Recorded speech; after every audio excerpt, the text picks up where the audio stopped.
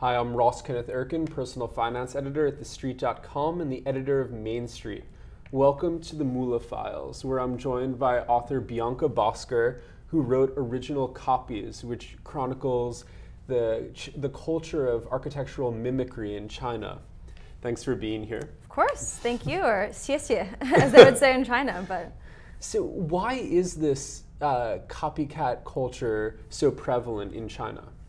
So there's many explanations for it, but I think the really important thing to understand is copying is viewed very differently in China. So I think in the West, in the United States, there's a huge stigma around it, right?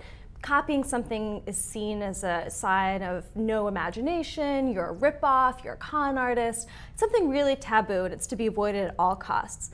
Not so in China.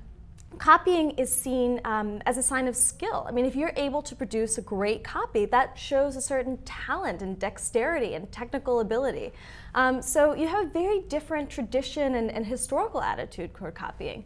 So that's in part what's giving rise to these things. You know, I think we think about copying as sort of a means to an end, right? You've got artists who maybe copy the old masters so they can later break the rules. And in China for, I mean, a long, long time, we're talking even in pre-modern China, copying can be an end unto itself. It's really, you copy because it shows that you're good at something. It shows that you can really master that skill. So there are basically these ersatz European fiefdoms and cities and plazas that are appearing in China, even rural China. Oh, all over, yeah, in the suburbs. I mean, you have a copy of Paris, including the Eiffel Tower. You've got Venice with gondoliers. You've got a British town called Thamestown outside Shanghai that even has copies of Winston Churchill statues littered around. But yeah, all over the country. But what does that say about the Chinese aspirational mindset? Almost to be Western is to have made it in a socioeconomic sense. Right, so the Chinese are certainly not giving up their culture. They're not turning their backs on their own tradition. But what we're seeing is, yeah, there's elements in which China is not only copying elements from the United States, but even aspects of the American dream. So part of the impetus is you're seeing many people, the middle class and upper class, that want to live in places that look like a fake Paris or a fake Versailles. And so part of the book was understanding why is that, right? What's the appeal? And part of the answer is that the West still enjoys a certain kind of cachet as almost a luxury brand in China. It's a way of really instantly conveying status and sophistication.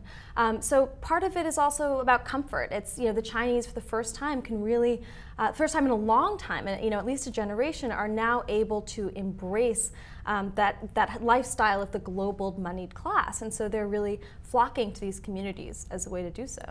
But who's actually building these communities? Is it the government? Is it private companies?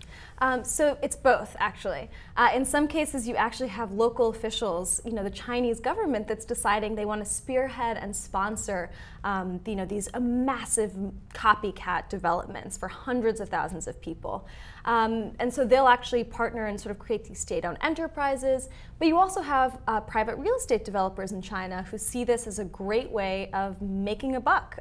These Western-style communities sell faster and oftentimes for more money than their kind of generic-looking counterparts. So what you see, though, it's really fascinating is, the Chinese government has long had this idea of build it and they will come. And what they're finding out in some cases is build it, but they won't come. So they've invested, millions and millions of dollars and taken up, these farmlands to build these ersatz communities. And they might have sold out, but they haven't really been able to attract a sustainable, thriving community of people in many cases. So you have these big ghost towns that exist there. By contrast, the private developers, they do their market research, they do their homework, they look at who might live there.